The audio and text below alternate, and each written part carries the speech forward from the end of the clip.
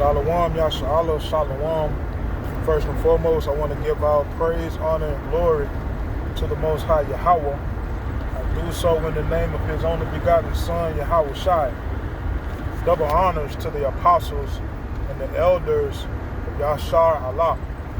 Call Halayim La, Yahweh Bahasham Yahweh Shai, Bahasham Harakakodash, for blessing our elders with the spirit of truth so that we may know. Shout out to the Akim and the Aqua that's keeping the faith and the works. Y'all keep at it. It's your brother Abaya coming at you with more precepts, or more quoted precepts.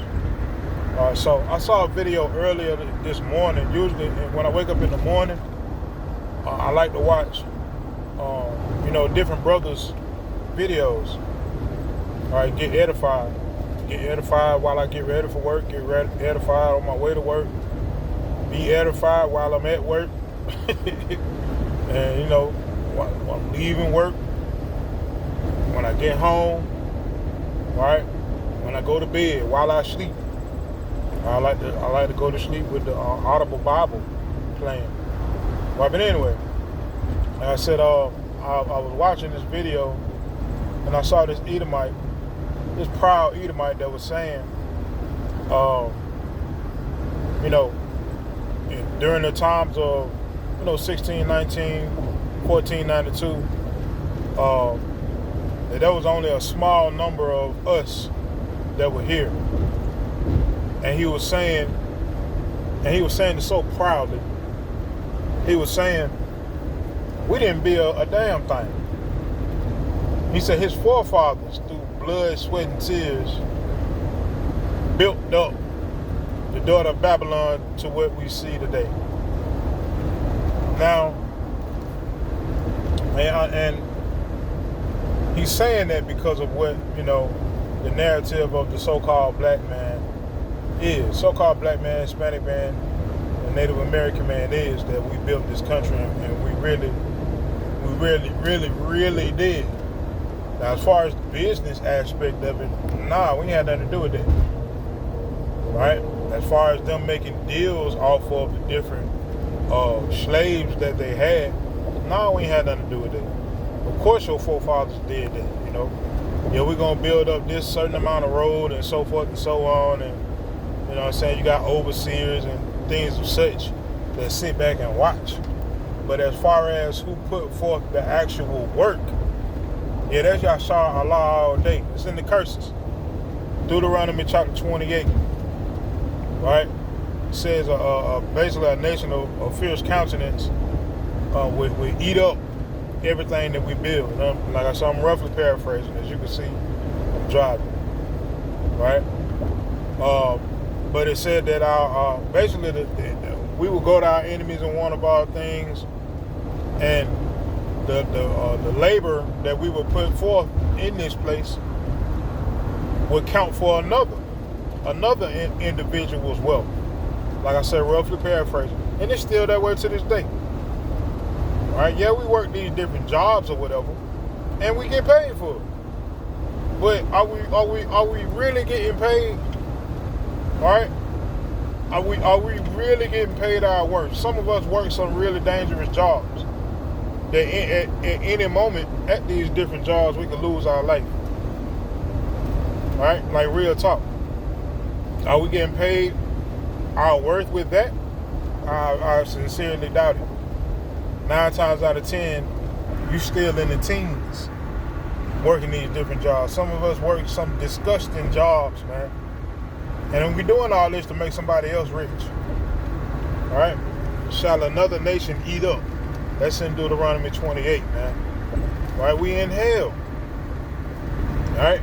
And like I said, the pride of that demon to say that we had nothing to do with it just really expresses the sentiment of the so-called white man and the daughter of Babylon. Like, they so delusional in pride that they feel as though we really should get over everything that happened in the past. They really believe that we, the descendants of our forefathers that came over here on slave ships. Some of us were already over here and got tricked into slavery. Some of us were already over here and got forced into slavery. However it was, right? Deuteronomy 28:68 and 2nd Ezra, what is that? Is it 13? I believe it is 13. The multitude that came to our salvation. All right. However, whichever one it was, either way it goes, we got taken advantage of and we got destroyed. And it still goes on to this day. All right? So that's why we take joy in finding out the truth. Or that's a reason why we take joy in finding out the truth and presenting that truth when the Spirit needs it to be. All right? Because, hey man, it's time out for us living in deception, you know? Because us living in deception gives ammo to that pride that resides in that devil. Us saying we need to get over it solidifies what that devil is speaking on. Us forgetting our past, the scripture tells us, remember the days of old. Right? If I'm not mistaken, that's Deuteronomy 32. Right? Remember the days of old, scripture tells us to do so. But when we forget our beginnings, we forget our downfall, we lift up the enemy. We lift up the mindset of the devil in this place that says we have no reason, right, to complain about anything. Right? We working just like everybody else is working, and that's not so. We all know that's not so. But the thing about it is, there's nothing we can do about it. Right? I mean, nothing. With the exception of this truth. And this truth does damage to this devil, man. Like real life damage to this damn devil. Right? So, I guess what I'm trying to say is, man, hey man, get into this truth if you really feel some type of way about how we are in this place and you want to do something about it, damn or vote. Bump vote. Right? Because it's all voting ain't nothing but you supporting two wings on the same bird, same wicked bird that ensures our destruction. That same bird that's spoken of in 2nd Ezra 11. Right? That same damn eagle, man. Right? In Obadiah. You going out and vote and trying to support a system that was literally created to manipulate you and to deceive you by the deceivers themselves. Right? You really want to, you really want to make a change in this place. Hey man, come into this truth, man, and stay in this truth all through faith. Get your faith up. All right? I see a lot of people talking shit, bro. They talk like they want some change, or man, it couldn't be me. Couldn't be me. Now, if I was in them times, I would have did AB. Your ass wouldn't have did shit, because you ain't doing nothing now. But sitting on your ass, right, griping and complaining to yourself, while you got real soldiers, real revolutionaries going out and doing the work of the Lord, man. Straight like that. Yahweh Shah was a revolutionary, right? He revolted against a wicked society by operating in truth, right? And that's the same thing we doing, man. Same thing we doing. And the Most High Yahweh Shah is putting that spirit on us to do so, right? So I don't know how much time we got left, man. I don't know how many more people got to hear this message and wake up to the knowledge of self and fight the good fight, right? Like Paul said, that's what we doing. We fighting the good fight. That fight is more than just us fighting with ourselves. Because yes, we wrestle, we wrestle with the carnal man, the spirit man battles with the carnal man every day, yes. But we also buck up against spiritual wickedness in high places, man. Right? We fighting real deal demons doing this work. We realize putting our lives on the line for doing this work. Right? Background checks and FBI checks and so forth and so on.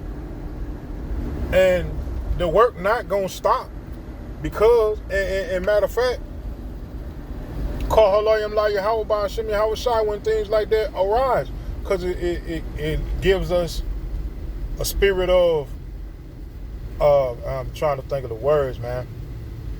Right? It lets us know that we doing what we supposed to be doing, because we don't give a damn about a check, give a damn about somebody seeing this or that. It don't matter, man. Because we understand we doing this for a greater cause. This ain't a movement, man. This like real life. This is our life. And it should be yours too. Because you got an enemy, man, that controls the world. And like I was speaking about that devil earlier, the pride of that devil saying that we ain't had nothing to do with building this place up. Man, that's who you work with, bro. Them the people that's over you. Then you got the extreme wicked individuals that's planning everything in this world. And we fight with that every day, whether you in the truth or not. You don't know it. Whether you know it or not, you fight with that every day of your life. Like I said, from the music you listen to, the TV you watch, the social media you follow, the people in your everyday life, you fight every day. The majority of the Most High's people are losing that battle horribly. Right? First and foremost, because you got on the wrong war garment. Scripture tells us to put on the whole suit of armor, right? When walking this walk. Right? What it say? Feet shod in peace, a helmet of salvation, the sword, which is the word. I believe it's in what's that? Ephesians 5 or 6, one of them. Right, where it speaks about the whole armor of the Lord, and we rock that every day. Right? And like I said, we go to war every day. You have to know we at war, man. And this devil is he finna get real serious with this battle. Right? He coming for spirits and souls, man. He already been doing it, trying to get you to sell your soul if you got a certain talent and a certain level of leadership about yourself, where people are automatically drawn to you. They already gonna present, the deal to you to try to get you to, speak on the devil's behalf instead of speaking on the Lord's. But he finna take it to a whole nother level. That's what Revelation 13 is speaking on.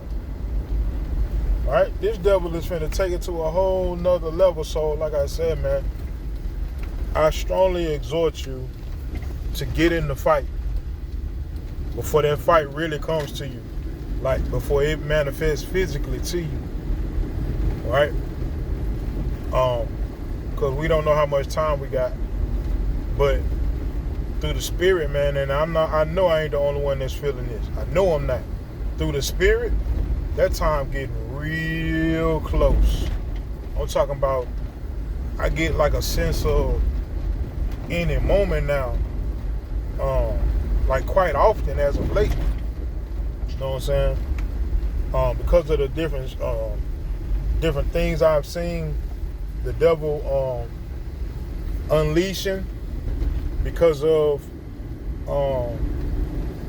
like different stuff I see on my way to and from work. I see so much military activity to and from work, man, that ain't normal. Yeah, I can understand one day, because I understand how the military get down, like the Army Reserve. You may see a convoy on the freeway or something like that. Maybe once,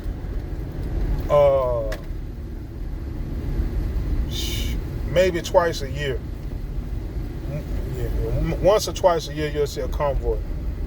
I've been seeing so Many, man. I'm talking about so many within the last 3 to 4 months. Way more than 1 or 2. You know what I'm saying? I'm talking about tanks, generators, just different things. Right?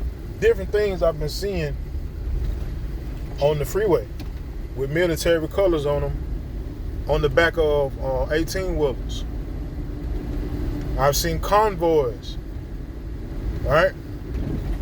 So it's something in the air, man. It's just something, you know how you just get a feeling that something about to pop off, and we can feel it, right?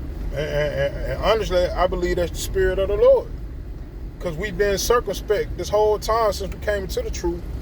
We've been circumspect. We've been watching and praying, right?